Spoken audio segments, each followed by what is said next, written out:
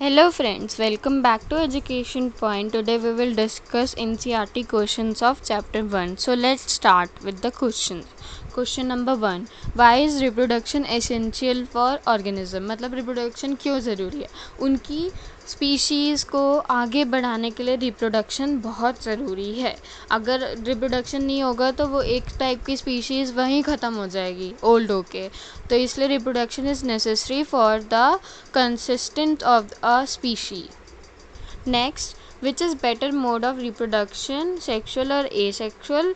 Y? Sexual क्योंकि उसमें evolution के चांसेस है, वेरिएशन के चांसेस है, सर्वाइवल के चांसेस है, इसलिए. Third, why is offspring form by asexual reproduction referred to as clone? क्योंकि वो जेनेटिकली और मॉर्फोलॉजिकली दोनों की सेम होता है, बिल्कुल सिमिलर होता है किसके? पेरेंट सेल के. Next, fourth, offspring form due to sexual reproduction have better chances of survival. Why is this statement always true?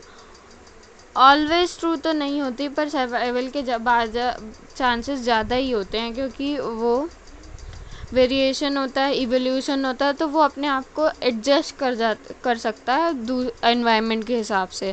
पर वैसा ए सेक्शन में नहीं होता. जैसे कि एग्जांपल, एक अमीबा की स्पीशीज़ है, वो 25 डिग्री पे ही सर्वाइव कर सकती है. तो ए सेक्शन में तो सेम ट्रेट आएंगे. अब आगे क्या 27 डिग्री टेम्परेचर हो गया तो वो सर्वाइव ही नहीं कर पाएगी, ख़त्म हो जाएगी बिल्कुल. तो इसलिए वेरिएशन की वजह से कोई भी एक अमीबा ऐसा हो गया कि जो 30 डिग्री तक सह सकता है टेम्परेचर, तो वो अमीबा बचेगा, बाकी सारे डिस्ट्रॉय हो जाएंगे. तो इसका मतलब ये है कि वो एक जो अमीबा बचा वो अपनी स्पीशीज़ को आगे ले जा सकता है. इसलिए सेक्शुअल रिप्रोडक्शन में बेटर चांसेस होते हैं सर्वाइवल के. How does progeny form from asexual differ from those sexual reproduction? जो प्रोजेनी एसेक्सुअल में बनती है वो बिल्कुल सिमिलर होती है एज क्लोन की तरह, और सेक्शुअल में डिफरेंट ट्रेट्स आ जाते हैं वेरिएशन की वजह से. प्रोजेनी जो बनती है वो ए सेक्शुअल में वो बिना गैमीट फॉर्मेशन के बनती है, कोई फ्यूजन नहीं होता. और सेक्शुअल रिप्रोडक्शन में फ्यूजन मस्ट है, तभी वो जाइगोट बनेगा और नया इंडिविजुअल डेवलप्ड होगा. Sixth question, distinguish between A sexual and sexual? बहुत ईजी है. गैमीट फॉर्मेशन होता है, क्लोन बनते हैं, प्रोजेनी बिल्कुल सिमिलर होती है और उसमें डिफरेंस होती है, इवोल्यूशन के चांसेस है, वेरिएशन के चांसेस है, यही डिफ्रेंशिएशन होंगे. गैमीट बनते हैं, फ्यूजन होती है, उसमें फ्यूजन नहीं होती. नेक्स्ट पार्ट है, why is vegetative reproduction is also consider as a type of asexual reproduction? क्योंकि इसमें वो जो है बनते हैं, सिमिलर ही बनते हैं. और दूसरा पॉइंट ये है कि कोई गैमीट फॉर्मेशन तो हो ही नहीं रहा. सेक्शुअल रिप्रोडक्शन में मोस्टली में सब में गैमीट फॉर्मेशन होता ही होता है. What is vegetative propagation? ये बहुत इजी है. Give two a suitable example. Runner, offset, sucker, इतने सारे एग्जांपल.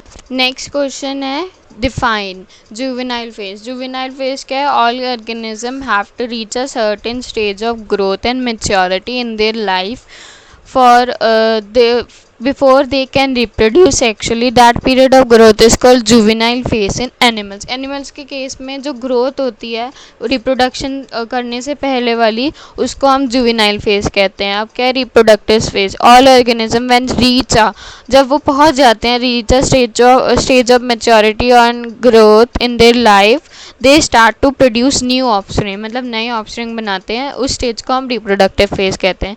सेनीसेंट फेज हम after reproductive phase, it is a period of time in which an organism grows old and loses the ability to reproduce. मतलब कि old हो जाता है और reproduction की जो एबिलिटी है वो लॉस्ट कर देता है.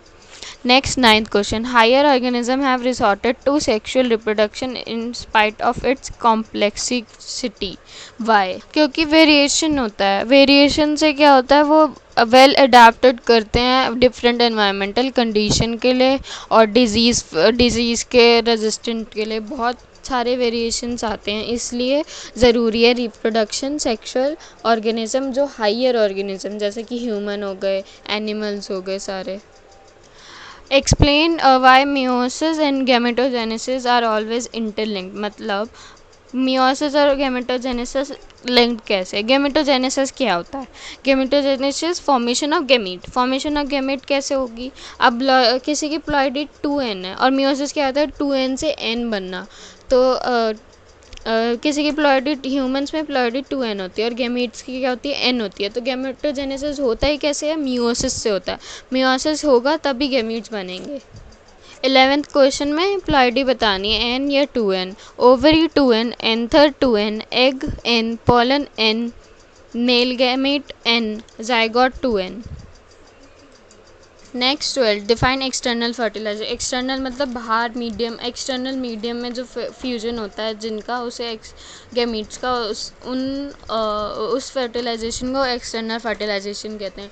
डिसएडवांटेज क्या है, chances of fusion very less होते हैं और प्रेडेटर्स का खतरा होता है उन्हें प्रेडेटर से, क्योंकि बाहर एक्सटर्नल एनवायरनमेंट में है और न्यूट्रिशन भी नहीं मिलता proper. Next, differentiate between zoospores and zygote.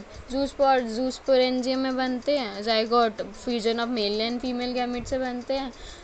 Zoospore result of asexual reproduction है और वो रिजल्ट ऑफ सेक्सुअल रिप्रोडक्शन है। जूस्पोर फ्लैजिलेटेड होते हैं और मोटाइल होते हैं। जाइगोट जो होता है नॉन मोटाइल होता है। जूस्पोर हैप्लॉइड भी हो सकते हैं, डिप्लॉइड भी हो सकते हैं, पर जाइगोट क्या है, डिप्लॉइड ही होता है। It is found in algae, fungi, protozoans, or it is found in higher organism. Next, difference between gametogenesis and embryogenesis. Process of formation of gamete is called gametogenesis. Embryogenesis, formation of embryo from zygote, is called embryogenesis, resulting in the formation of haploid cell. Haploid gamete बनते हैं, उसमें embryo जो होता है वो diploid बनता है। Meiosis भी होती है, माइटोसिस भी होती है गेमेटोजेनेसिस में, पर जो माइटोसिस ही अकर करती है एम्ब्रियो में। Occurs before fertilisation, occurs after fertilisation. Describe the post-fertilization changes. Sepals, petals and stamens wither and fall off. The zygote develop into embryo, ovules develop into seed and ovary develop into fruit. What is the bisexual flower. Bisexual flower किसे कहते हैं, जिसमें दोनों male and female reproductive organ होते हैं, उसे हम bisexual flower कहते हैं। Why offspring of oviparous and has a greater risk as compare to offspring of viviparous, क्योंकि ओविपेरस में एग ले होता है और विविपेरस में वो पूरा डेवलप होने के बाद बाहर आता है यंग वन, पर उसमें क्या होता है, वो बाहर आ जाता है, फिर उसके बाद उसको इंक्यूबेशन पीरियड मिलता है, उसके बाद ही वो यंग वन में हैच आउट होता है एग से, तो इसलिए उसको ज़्यादा खतरा होता है प्रेडेटर से। इसलिए प्रॉपर एम्ब्रियोनिक केयर नहीं मिलती, प्रोटेक्शन नहीं मिलती, चांसेस ऑफ सर्वाइवल भी कम होते हैं।